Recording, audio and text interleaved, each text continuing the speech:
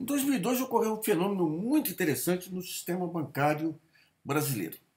Você tinha um mercado aberto aí para os bancos estrangeiros quando veio a crise de 2002. Junto com a crise também, você teve uma crise internacional em torno das montadoras e tudo. Você teve uma fuga dos bancos estrangeiros no momento que seus clientes mais necessitavam de apoio pela escassez de dólares e tudo mais. Esse espaço foi ocupado pelos bancos brasileiros. O Banco do Brasil, que teve um papel excepcional trazendo dólares do exterior aqui para poder suprir as necessidades das empresas, e outros grandes bancos, Bradesco, Itaú. A consequência desse modelo foi quase que uma expulsão dos bancos, principalmente os nova-iorquinos, do mercado brasileiro.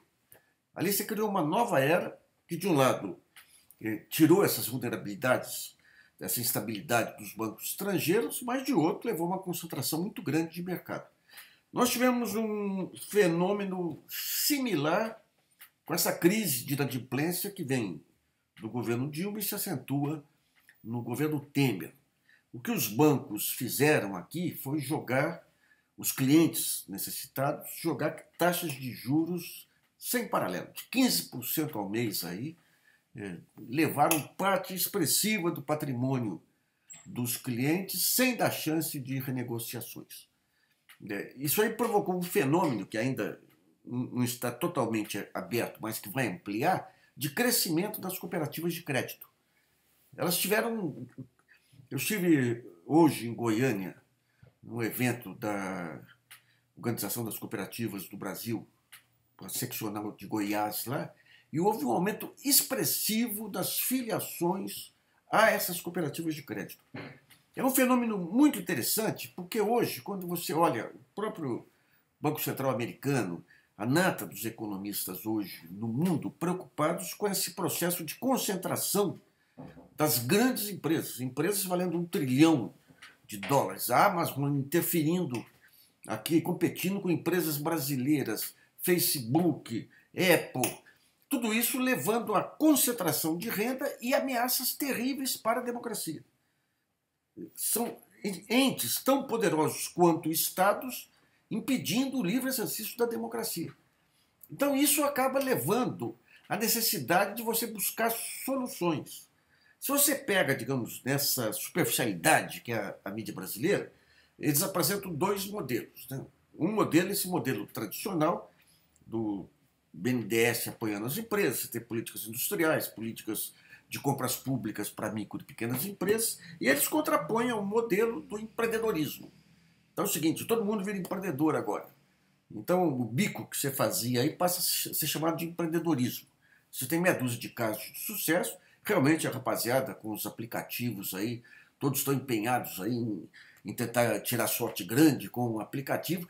Você está tendo uma mudança monumental no comportamento do jovem, que vem desde os anos 90, com o aparecimento desse padrão do mercado financeiro, né? As pessoas que vão lá querem seu primeiro milhão antes dos 30 anos e tudo mais. Né? Esse conflito entre mercado financeiro e instituições públicas, em países civilizados, se complementam. Então, você tem o papel do banco público para investimentos, financiamentos de longo prazo, você tem o papel do mercado para capitalização via mercado de ações, os diversos fundos que são criados aí para debêntures e tudo mais. E aqui tudo foi uma enorme distorção com a taxa de juros. Com essa taxa de juros praticada, o que acontece? Você joga uma taxa de juros real aí, 5, 6, 7, 8% ao ano, o investidor, quando ele vai numa empresa, ele quer um retorno maior. Então o que aconteceu esse tempo todo foram as chamadas startups, essas empresas de tecnologia que o investidor entra, ele entra, mas só entra com uma curva de rentabilidade muito alta. Então eles apostam, tudo bem, eu vou entrar aqui. Então se a empresa tem 10 e o sujeito estima 50 de rentabilidade, todo ganho em valorização da empresa não fica com o empreendedor, fica com o investidor. Então você cria uma dependência, tanto que hoje o maior negócio que se tem no país hoje em dia são esses grandes fundos de investimento que compram empresas e capitalizam. O mero fato de você comprar a empresa e capitalizar, você já tem uma baita de uma valorização da empresa, porque com as ferramentas do mercado financeiro hoje, com essa taxa de juros, você não viabiliza o corte para você liquidar a empresa fica muito alto. As empresas morrem antes.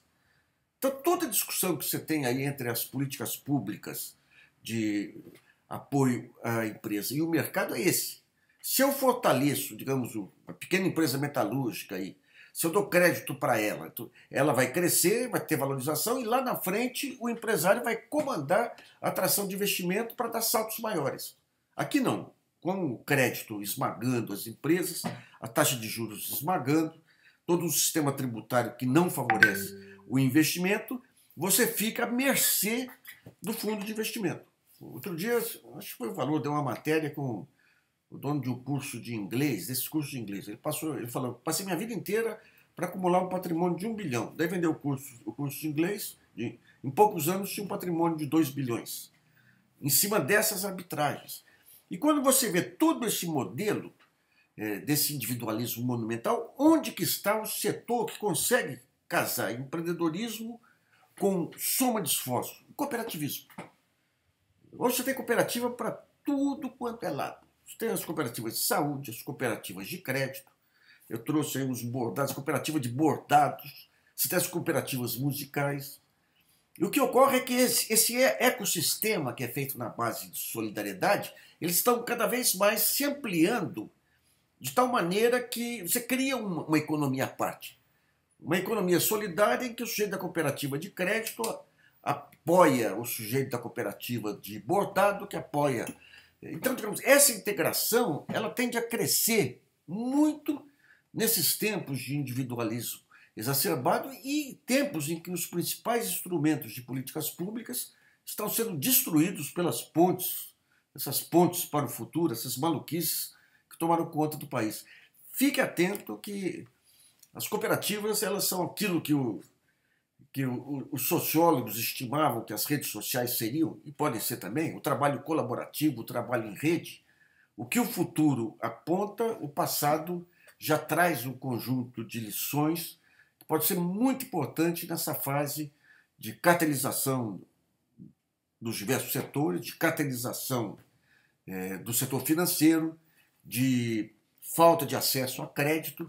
As cooperativas podem ser uma grande saída.